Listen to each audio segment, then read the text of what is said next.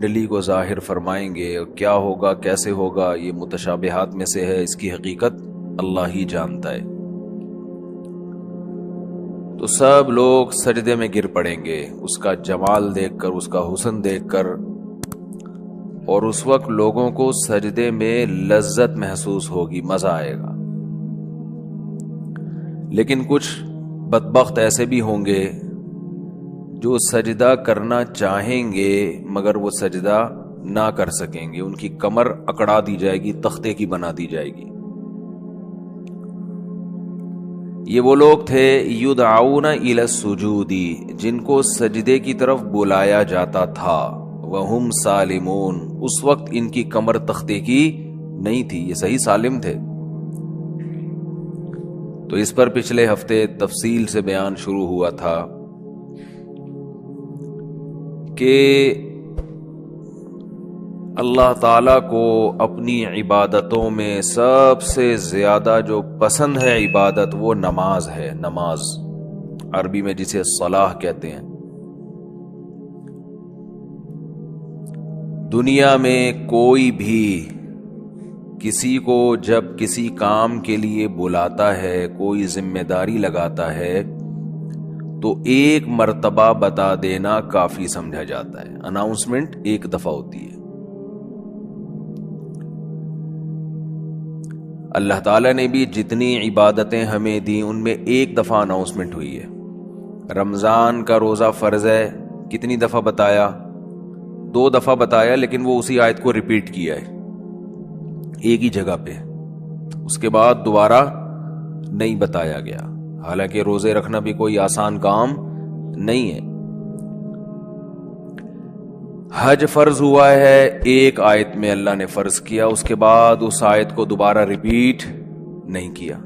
وَلِلَّهِ عَلَى النَّاسِ حِجُّ الْبَيْتِ مَنِ اسْتَطَاعَ إِلَيْهِ سَبِيلًا، لوگوں پر لازم ہے اللہ کے لیے کہ جو استطاعت رکھتے ہیں وہ بیت اللہ کا حج کریں، بس ایک دفعہ کافی ہے۔ اسی سے پوری دنیا صدیوں سے جو بھی مسلمان ہیں حج کرتے چلے آ رہے ہیں، لاکھوں روپے خرچ کرتے ہیں۔ لیکن نماز ایک ایسی چیز ہے جسے بار بار بار بار بار بار درجنوں بار قرآن میں بتایا گیا ہے، درجنوں بار۔ جہاں اہل ایمان کی صفات بیان کی، نماز اور زکوٰۃ بھی ساتھ میں۔ نماز ادا کرتے ہیں، زکوٰۃ دیتے ہیں، نماز ادا کرتے ہیں، خرچ کرتے ہیں، نماز ادا کرتے ہیں، غریبوں کو کھانا کھلاتے ہیں، نماز ادا کرتے ہیں، ہماری راہ میں خرچ کرتے ہیں۔ تو پیسے خرچ کرنا جس کو روکڑا کہا جاتا ہے، اور نماز پڑھنا، یہ 2 اسلام کے ایسے لازم اور ملزوم حکم ہیں کہ جن کے بغیر اللہ آپ کے اسلام کو اسلام ماننے کے لیے تیار ہی نہیں ہے۔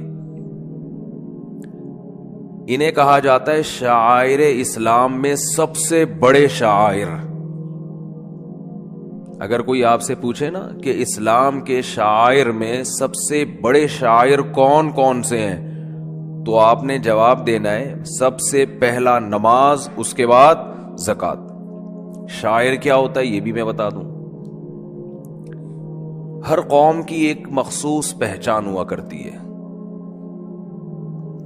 ہر مذہب کی ایک مخصوص پہچان ہوا کرتی ہے، ہر ملک کی ایک مخصوص پہچان ہوا کرتی ہے جس سے وہ دوسروں سے جدا ہو جائے۔ جہاں بھی ایمان اور اسلام کی بات آئی ہے قرآن و سنت میں، وہاں نماز لازمی ساتھ میں چپکی ہوئی ہے۔ تو اس لیے آپ کو نماز تو پڑھنی ہی پڑھنی ہے، اس میں تو نو کا آپشن ہے ہی نہیں۔ یہ ثابت کرنے کے لیے ہم کیا ہیں؟ مسلم ہیں، مرد کو بھی عورت کو بھی۔ اور یہ صرف بر صغیر میں ہے، اتنی ملیشیا میں ہم نے دیکھا، وہاں مسجدیں بھری ہوتی ہیں، سب نماز پڑھتے ہیں، خواتین بھی پڑھتی ہیں ساری، اسکارف لٹکے ہوئے ہوتے ہیں وہاں، بے شک وہ اس کا جاب کر رہی ہے، ہوٹل میں کچھ بھی کر رہی ہے، نماز کے ٹائم پہ عورت بھی آئے گی مسجد میں، اسکارف پہنے گی، پھر وہیں اسکارف نکال کے بھی چلی جاتی ہیں، ٹھیک ہے نا، جیسے ہمارے ٹوپیاں رکھی ہوئی ہوتی ہیں نا ایسے۔ افغانستان میں سب نماز پڑھتے ہیں، سعودی عرب میں سب نماز پڑھتے ہیں، دبئی میں عرب کے کیسے کیسے عیاش ہیں، نماز کے ٹائم پہ سارے ایسے لگے گا جیسے ان سے بڑا نیک دنیا میں کوئی ہے ہی نہیں۔ بادشاہ نماز پڑھتے ہیں، وزیر نماز پڑھتے ہیں۔ ہمارے ہاں ایک بہت بڑی لعنت ہے کہ ہوگا مسلمان اور اپنے آپ کو مسلمان بھی کہتا ہے، نماز کے وقت میں غائب۔ تو اس لیے امام احمد ابن حنبل جو بہت بڑے مجتہد ہیں، ان کا یہ فتویٰ ہے کہ ایک نماز بھی جو جان بوجھ کر چھوڑ دے گا اسلام سے خارج ہو جائے گا.